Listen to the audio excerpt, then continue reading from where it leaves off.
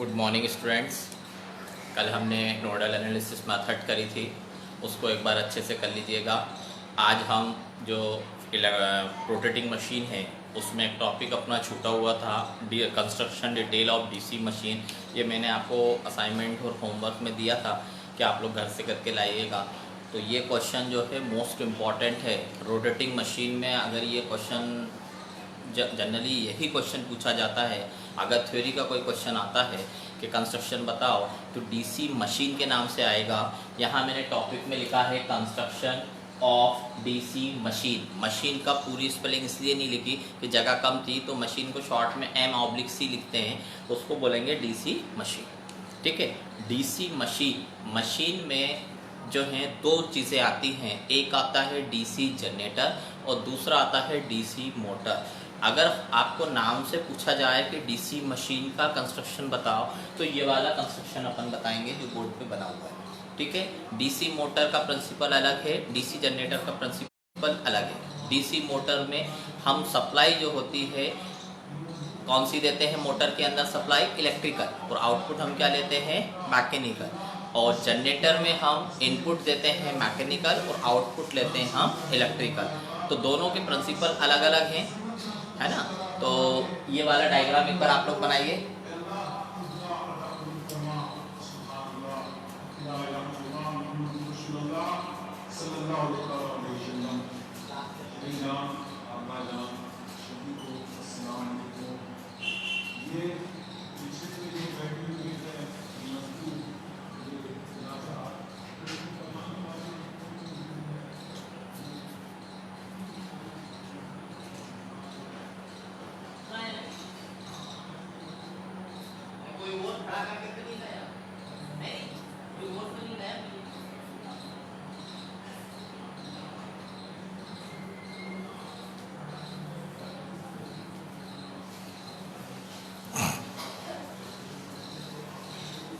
ये जो कंस्ट्रक्शन है डीसी मशीन का, इसमें डायग्राम में आपको सेंड भी कर दूंगा, हो सकता है कहीं क्लियर ना दिख रहा हो।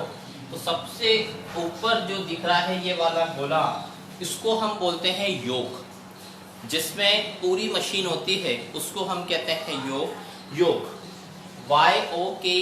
योक। ये जो योक होता है ये कास्ट आयरन का बना होता है, ठीक है, छोटी मशीन में। और जो बड़ी मशीनें होती हैं उनमें कास्ट स्टील का बना होता है, क्योंकि बड़ी मशीन में अगर हम कास्ट आयरन का बनाते हैं तो उसका वेट ज़्यादा हो जाएगा। तो बड़ी मशीनों में हमें वेट का ध्यान रखना पड़ता है, इसलिए कास्ट स्टील का बनाते हैं। छोटी मशीन में कास्ट आयरन का बनाते हैं। किसकी बात कर रहा हूँ मैं, योक की। योक जो ऊपरी पेरीफेरी है उसको हम बोलते हैं योक। ठीक है, इसके अंदर यहाँ पर ये पोल्स हैं, जैसे सपोज ये नॉर्थ पोल, फिर ये साउथ पोल, फिर ये नॉर्थ पोल और ये साउथ पोल। तो दूसरा होता है पोल। अब पोल के अंदर भी दो पार्ट्स होते हैं, मैंने लिखे हैं, एक कहलाता है पोल कोर और दूसरा कहलाता है पोल शू। जो पोल कोर होती है वो ये वाला कहलाता है पोल कोर। यहाँ ये जो चीज मैंने बनाई, ये वाली चीज ऐसे जो कर्व में दिख रहा है, इसको हम बोलते हैं पोल शू। पोल मालूम है आपके कास्ट आयरन के बनते हैं पोल। तो पोल के ऊपर हमने पोल कोर जो है इसके ऊपर हमने वाइंडिंग लगती है, उस वाइंडिंग को कहते हैं फील्ड वाइंडिंग। ये एक लिखी है, ये जो मेरे वाइंडिंग लगती है इसको अपन कहते हैं फील्ड वाइंडिंग।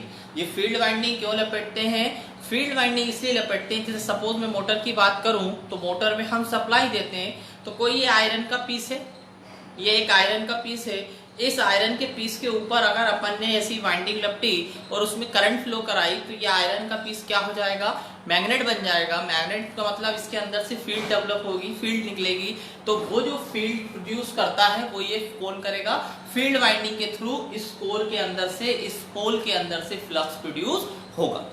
इसके बाद ये पूरी हो गई फील्ड वाइंडिंग। इसमें आपने मोटर में सप्लाई देते हैं, जनरेटर में हम इससे सप्लाई लेते हैं। ठीक है, अभी यहाँ पर पोल हो गए। पोलों के नाम कौन कौन से हैं, दो पोल, ध्यान रखना। एक होता है पोल शू, दूसरा होता है पोल कोर। तो ये वाला जो चीज है जो इधर बनी है इनको हम कहते हैं पोल कोर। और ये जो कर्व में मैंने बनाया इसको हम बोलते हैं पोल शू। ये कर्व में इसलिए बनाते हैं ताकि जो बीच में आर्मेचर है हमारे पास उसमें जो फ्लक्स कट करे वो यूनिफॉर्म रहे, पूरा फ्लक्स यूनिफॉर्म रहे। अगर मैं डायरेक्ट कर देता तो फिर कहीं ज्यादा हो जाता कहीं कम, तो इसलिए इसको यूनिफॉर्म करने के लिए इसको शू के फॉर्म में बनाते हैं। ठीक है, ऐसे कर्व में यूनिफॉर्म फ्लक्स प्रोड्यूस हो, इसीलिए हम इसको शू के फॉर्म में बनाते हैं, ऐसा कर्व टाइप का बनाते हैं और इसको बोलते हैं पोल शू। इसके बाद यहाँ पर बीच में हमने ये पूरा हो गया योक, योक के बाद हो गया पोल, पोल के ऊपर हमने क्या वाइंडिंग लपटी, फील्ड वाइंडिंग, ये परमानेंट मैग्नेट बन जाएगा। इसके बाद अब आगे चलते हैं, इसमें बीच में एक वर्ड यूज होता है आर्मेचर। आप सबको पता होगा डीसी के अंदर हम आर्मेचर यूज करते हैं। आर्मेचर में स्लॉट्स होते हैं, स्लॉट्स के अंदर हम वायर डालते हैं, उन स्लॉट्स को हम खांचे कहते हैं। उस स्लॉट्स के अंदर हम क्या डालते हैं, वायर डालते हैं, उस वायर को हम क्या कहते हैं, कंडक्टर कहते हैं। ठीक है, तो ये जो ऊपरी पेरिफेरी दिख रहा है जिसमें मैंने स्लॉट्स बनाए हैं वो स्लॉट्स हैं। ये लिखा है यहाँ पर मैंने स्लॉट्स, ये लिखा है स्लॉट्स, देखो ये स्लॉट्स कहलाता है। उस स्लॉट्स के अंदर अपन क्या करते हैं, वायर डालते हैं, उन वायरों को क्या कहते हैं, कंडक्टर। तो ये जो गोले मैंने बनाए इसको हम कहते हैं कंडक्टर। ठीक है, इसके बाद पहले आप इसको इतना बनाइए फिर आगे बढ़ाते हैं। जितने लोग भी एफबी पे ऑनलाइन आ गए अपनी ब्रांच एंड रोल नंबर बताइए, ब्रांच एंड रोल नंबर डालिए उसमें।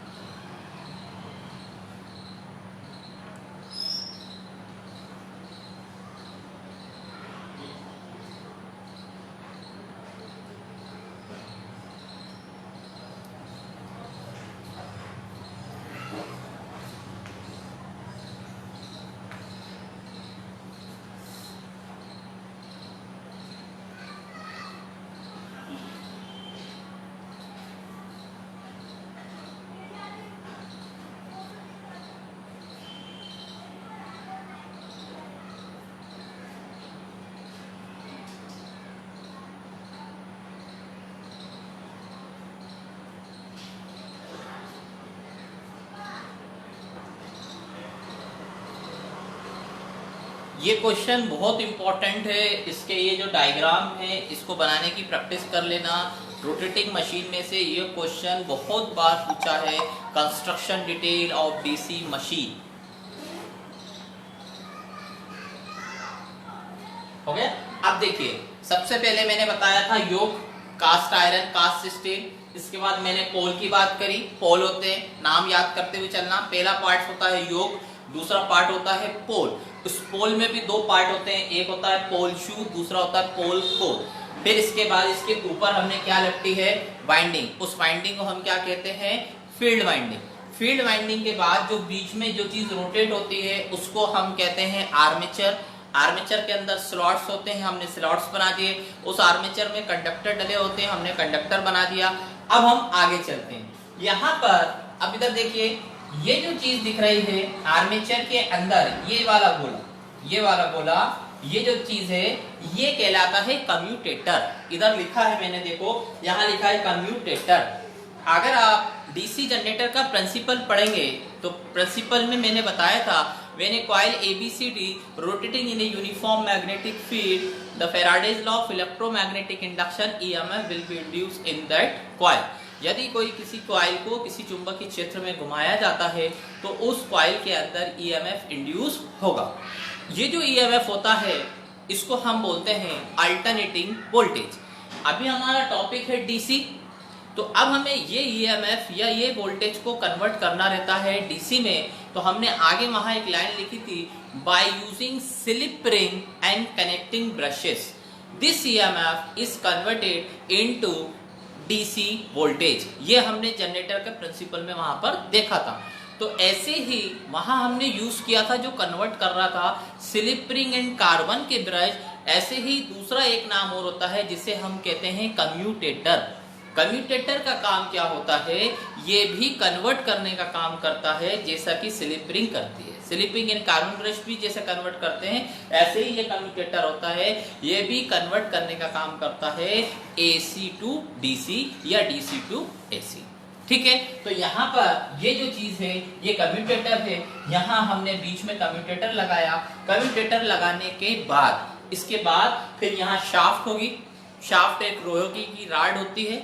इस शाफ्ट के ऊपर अपन बेरिंग लगाते हैं, तो कंस्ट्रक्शन में बेरिंग भी यूज होगा। यहाँ पर बेरिंग भी बना लीजिएगा, बेरिंग होगा तभी तो घूमती है कोई चीज। या अपन ने डीसी मोटर के प्रिंसिपल में पढ़ा था। ठीक है, तो इसमें जो पार्ट्स हैं ये कम्यूटेटर इंपॉर्टेंट है, पूछा जाता है कम्यूटेटर का क्या काम होता है। It's convert AC to DC और DC टू AC।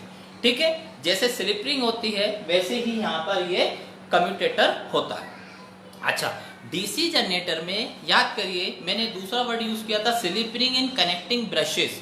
तो अब ब्रश की अगर हम बात करें तो ये कार्बन के ब्रश होते हैं।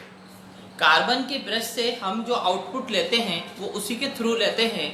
तो इसके अंदर भी डीसी मशीन के अंदर भी देखें, इधर यहाँ देखें सभी लोग, ये जो गोल मैंने कम्यूटेटर बनाया है इस कम्यूटेटर के ऊपर एक ऊपर और एक नीचे यहाँ पर ये आपको ब्रश लिखा हुआ है, ब्रशेस। तो ये जो ब्रशेस होते हैं ये कार्बन के ब्रशेस होते हैं, है ना। कहीं कहीं जो अच्छी हैवी मोटर होती है उसमें कॉपर के ब्रश भी यूज किए जाते हैं, बड़ी मोटरों में वो कार्बन ब्रश भी यूज किए जाते हैं। तो मटेरियल पूछा जाता है कि ब्रश किसके होते हैं, तो कार्बन ब्रश होते हैं। यहाँ मैंने 2 कार्बन ब्रश लगाए हैं और इन्हीं से हम करंट लेते हैं। ये जो करंट हमको मिलती है इस करंट को हम बोलते हैं डीसी करंट। तो ये पहला, सबसे पहले आपको डायग्राम पता होना चाहिए। तो एक गोला बनाएंगे, उस गोले पे सबसे पहले लिखेंगे योग। योग के बाद दूसरा पॉइंट मैंने बोला पोल।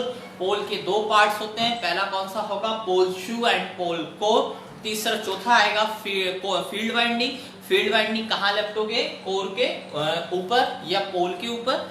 इसके बाद अगला पॉइंट मैंने बोला था आर्मेचर। आर्मेचर में फिर स्लॉट्स बनाएंगे, स्लॉट्स के अंदर कंडक्टर डालेंगे। कंडक्टर डालने के बाद फिर बीच में हम कम्यूटेटर बनाएंगे। कम्यूटेटर का क्या काम होता है, AC को DC में चेंज करता है। कम्यूटेटर का वर्क जो होता है वो AC को DC में चेंज करता है। फिर हम आगे चलते हैं। अब यहां देखना, बीच में आएगी बेरिंग, बेरिंग के बाद आएगा शाफ्ट। यहां तक होने के बाद हमने यहाँ पोलों के साइड में ये जो पोल बनाए हैं इसके साइडों में 2-2 गोले बनाए हैं। तो इस गोलों को में जो हमने बनाए ये दोनों साइड देखें आप यहाँ पर, ये दोनों, इसको हम बोलते हैं इंटरपोल।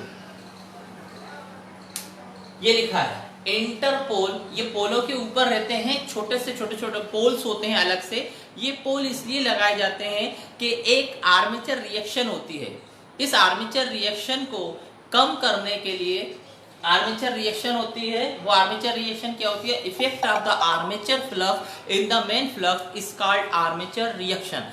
मतलब अगर मेन फ्लक्स पे कुछ असर पड़ता है आर्मेचर रिएक्शन या आर्मेचर फ्लक्स की वजह से, तो उसको कम करने के लिए हम क्या करते हैं, इंटरपोल लगाते हैं। कहां पर, पोलों के ऊपर। तो एक नया नाम आपको मिलेगा, वो मिलेगा इंटरपोल। ये पोलों के ऊपर लगाते हैं, पोलों के साइड में। वो काय के लिए लगाते हैं, आर्मेचर रिएक्शन को कम करने के लिए। ठीक है, अब इसके बाद यहाँ पर ब्रशेस हो गया, कम्यूटेटर हो गया, फील्ड वाइंडिंग हो गई, इंटरपोल हो गया, योक हो गया, स्लॉट्स हो गया, कंडक्टर हो गया, आर्मेचर हो गया, पोल शू हो गया, पोल कोर हो गया, शाफ्ट हो गई। शाफ्ट होने के बाद फिर नीचे जिस पे मशीन को रखते हैं वो ऐसा कास्ट आयरन का बेस बना होता है, उसे हम कहते हैं बेस। ठीक है, तो ये पूरा कंप्लीट डायग्राम है। आपको 20 मिनट मिलेंगे इस क्वेश्चन को करने के लिए। तो ऐसी प्रैक्टिस करिए कि 10 मिनट में ये पूरा डायग्राम बन जाए। फटाफट एक गोला बनाइएगा, चारों पोल बना दीजिएगा, बीच में आप जो सर्कल बनाने का आता है वो लेके जाइएगा, उससे 2-4 गोले बनाइए, बीच में एक आपने कम्यूटेटर बनाया, फिर आर्मेचर बनाया, फिर शाफ्ट बनाई, फिर बेरिंग बना दिया और फटाफट नाम लिख दिया और उसके ऊपर पोल वाइंडिंग लगा दी। तो ये डायग्राम आपको 10 मिनट में एग्जाम में बनाना है। रिमेनिंग 10 मिनट में इनके जो जितने नाम अपन ने लिखे हैं इनके आगे 2-2, 3-3 लाइनें लिखना है। जैसे ही आप 2-2, 3-3 लाइन लिखोगे तो ये 8-10 पॉइंट में आपका 1.5 पेज भर जाएगा। ठीक है, तो ये डायग्राम बनाइए, फिर मैं कौन कौन से पॉइंट्स वो बता रहा हूं।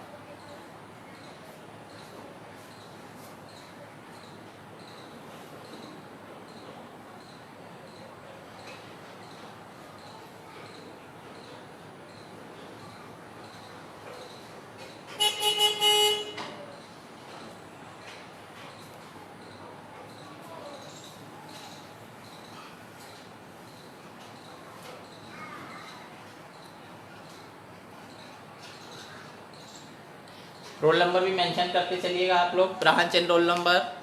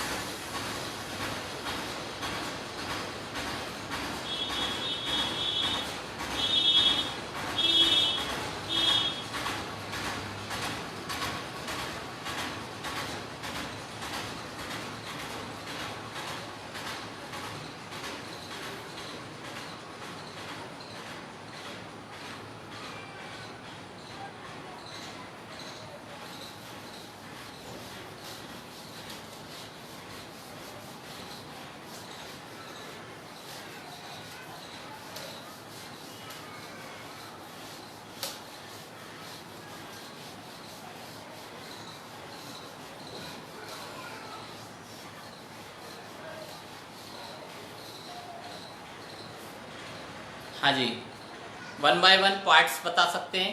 पहला नंबर 1 योक, दूसरा पोल, कौन कौन से पोल, पोल शूज एंड पोल कोर, तीसरा फील्ड वाइंडिंग, चौथा आर्मेचर, अगला कम्यूटेटर, अगला कम्यूटेटर के बाद शाफ्ट, शाफ्ट के ऊपर बैरिंग, बैरिंग के बाद इंटरपोल, इंटरपोल के बाद फिर बेस। तो ये अपने पॉइंट्स हैं। इन पॉइंट्स की थ्योरी में आज आपको सेंड भी कर दूंगा।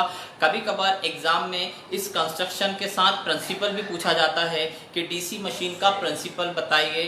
तो उस टाइम क्या करना है, देखें डीसी मशीन के दो पार्ट्स होते हैं, या तो जनरेटर होगा या फिर मोटर होगी। तो हम उसमें या तो जनरेटर का प्रिंसिपल बता देंगे या फिर मोटर का प्रिंसिपल बता देंगे। तो जनरेटर का प्रिंसिपल आपको सबको मालूम है, मैं रिपीट कर रहा हूँ, व्हेन ए कॉइल ABCD, जब कोई कॉइल, जनरेटर का प्रिंसिपल है ये,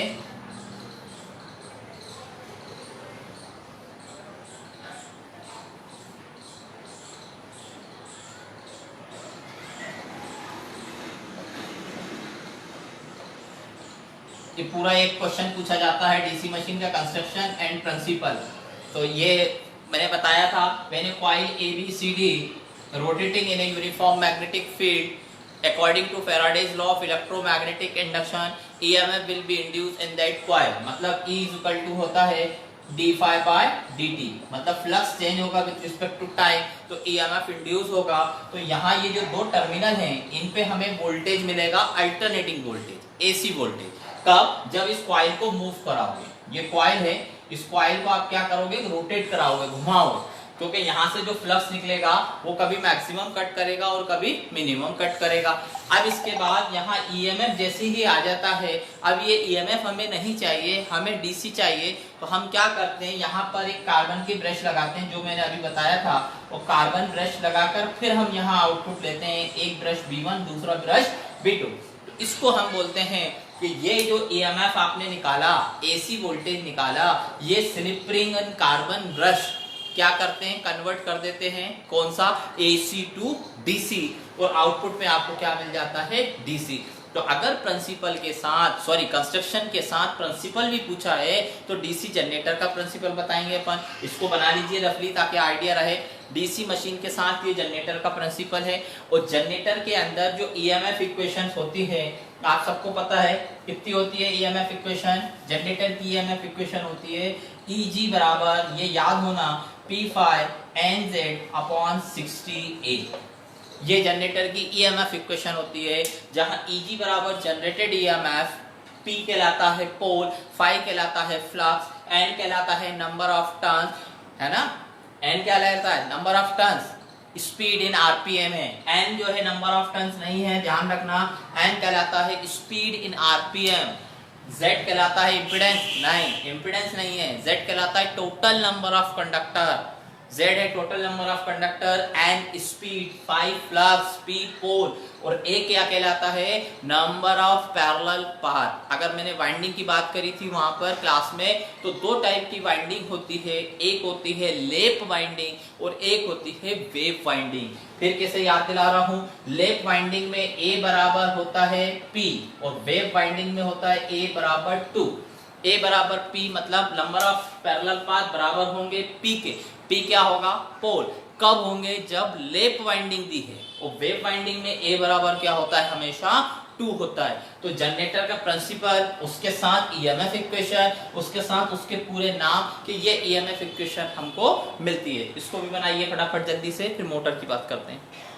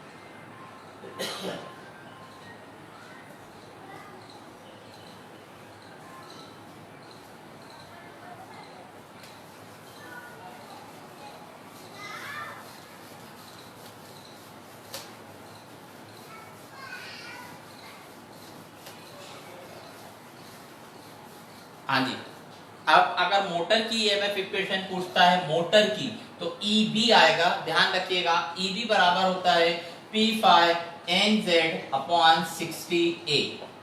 P क्या है? पोल, फाई क्या है? फ्लक्स, N क्या है? स्पीड, Z क्या है? Total number of conductor, A क्या है? Number of parallel path. ये बराबर होता है EB। EB का मतलब बैक ईएमएफ, ये मोटर के लिए यूज होगा। EG मतलब जनरेटेड ईएमएफ, ये जनरेटर के लिए यूज होगा। डीसी मोटर का प्रिंसिपल अगर आपको मालूम है तो मैंने कुछ बताया था, तो जो आपको वहां एग्जाम में याद आ जाए वो प्रिंसिपल लिख के आ जाना। इधर है N, इधर है S, ये आपका क्या है? आर्मेचर। यहां से फ्लक्स निकलेगा N से और कहां जाएगा? S पर। यहां बीच में मैंने एक कंडक्टर रखा था, आपको अगर याद हो तो। 2 पोल थे, नॉर्थ एंड साउथ, ठीक है। इसमें आपने मोटर में सप्लाई देते हैं, तो ये फ्लक्स यहाँ से जनरेट होगा, कहां से? नॉर्थ से, और फ्लक्स निकल के आर्मेचर कंडक्टर पे जाता है। लेकिन कंडक्टर को हमने, एक कंडक्टर को ऐसे गोले से शो किया था। अब 3 स्टेटमेंट मैंने बोले थे, 3 स्टेटमेंट फिर कैसे रिपीट कर रहा हूं। When a coil ABCD rotating in when a coil when a current carrying conductor is put in magnetic field, जब कोई धारावाही चालक किसी चुंबकीय क्षेत्र में रखा है। when a current carrying conductor is put in magnetic field, चुंबकीय क्षेत्र में रखा है, तो a force is produced on it, तो उस पर एक फोर्स प्रोड्यूस होगा, उत्पन्न होगा या लगेगा। ये मैंने बताया था, जब कोई धारावाही चालक किसी चुंबकीय क्षेत्र में रखा है तो उस पर एक फोर्स लगेगा। The direction of the force is given by Fleming left hand rule. अब ये फ्लेमिंग लेफ्ट हैंड रूल में ये वाली 3 उंगलियां होती हैं। एक कौन सी है? अपनी थंब, एक बीच वाली उंगली और एक मिडिल थंब, ठीक है। और ये